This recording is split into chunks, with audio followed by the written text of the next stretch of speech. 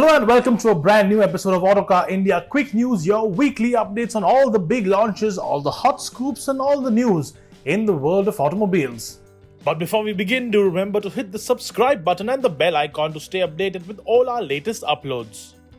Let's start off with the launches this week, and we have two major launches. First up, it's the pricing announcement for the all-new Tata Safari. The new Tata Safari is essentially the 7-seat version of the Tata Harrier and gets a 2-litre diesel engine making 170 horsepower and 350 Newton meters of torque. The Safari is available either with a manual or a torque converter automatic, both 6-speed gearboxes. Other features include a panoramic sunroof, 18-inch alloy wheels, connected car tech and an 8.8-inch touchscreen with Apple CarPlay and Android Auto.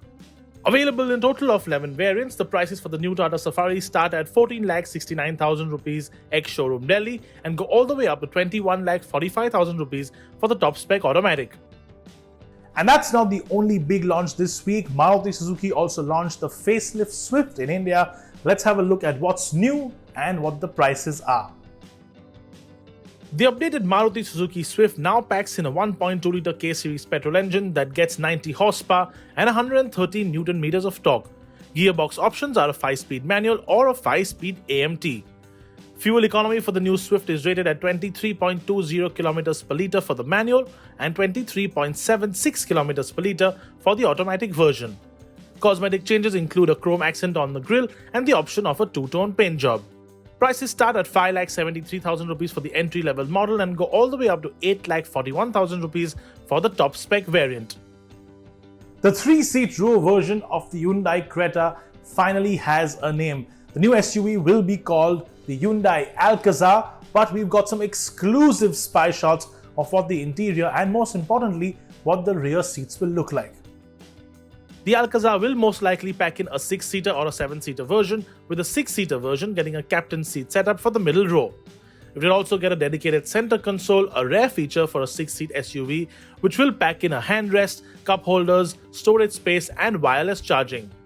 Stay tuned for more information on the Alcazar very soon. Mercedes-Benz has taken the wraps off the brand new C-Class. Here's a closer look. This is the new W206 or the 6th generation C-Class. This will be the first C-Class that will get only a 4-cylinder petrol or diesel engine and will come with standard 48-volt mild hybrid tech across the board. The new C-Class also sports S-Class-like styling with sharp looks and an aggressive design language. It is also larger than its outgoing model and has a longer wheelbase too. On the inside, the changes are far more radical. A new vertically mounted screen, 10.25 inches standard or 11.9 inch optional, that's the one fitted on the S-Class. And a 10.25 or 12.3 inch horizontally mounted instrument cluster that looks like a tablet. It also gets high mounted knurled AC vents with ambient lighting built in and the MBUX connected car tech. Other mechanical updates include rear wheel steering for the first time in this segment. For more information, visit autocarindia.com. The new Land Rover Defender is one of the coolest SUVs in the market today, and now it gets a whole lot cooler. How? Well, it gets a V8 of course. The Land Rover Defender now gets a mighty 525 horsepower, 5-litre supercharged V8 engine option, enough to take the big off-roader from 0 to 100 in just 5.2 seconds and onto a top speed of 240 km per hour. And all this while still packing all the off-road paraphernalia that you need to conquer literally any and all terrain. Cosmetic changes include 22-inch wheels, blue calipers on some variants, and of course that quad setup exhaust. It also gets stiffer suspension and beefier anti-roll bars over the standard Defender to make it handle all that power better. Hyundai has showcased its latest electric car under the Ioniq range. It's called the new Ioniq 5 and it's a very cool looking car. The new Hyundai Ioniq 5 is a sharp crossover with a very cool and futuristic, almost concept car-like look. The Ioniq 5 features design touches like a clamshell bonnet, LED lights that look pixelated for effect, and probably one of the coolest set of wheels we've seen in a long time. Inside, the dashboard gets a twin 12-inch screen setup with Hyundai's Blue Link connected car tech, and the rear seats recline too. There are two battery packs on offer, a 72.6 kWh and a 58 kWh, both available with either rear-wheel drive or all-wheel drive layouts. The larger battery has a maximum range of 470 kilometers. In its most powerful configuration, the Ioniq 5 in the all-wheel drive version makes 306 horsepower and 605 Newton meters of torque, while the entry-level model is a single-motor version making 169 horsepower. Let's move on to two wheels now and a whole bunch of launches from BMW Motorrad this week. Here's a look. BMW Motorrad has launched the new R18 Classic in India based on the R18 platform. It is positioned as a touring motorcycle and looks different from the R18 First Edition Cruiser. Visual changes include a pair of auxiliary lamps, a tall windshield, and smaller wheels with larger tires for better comfort.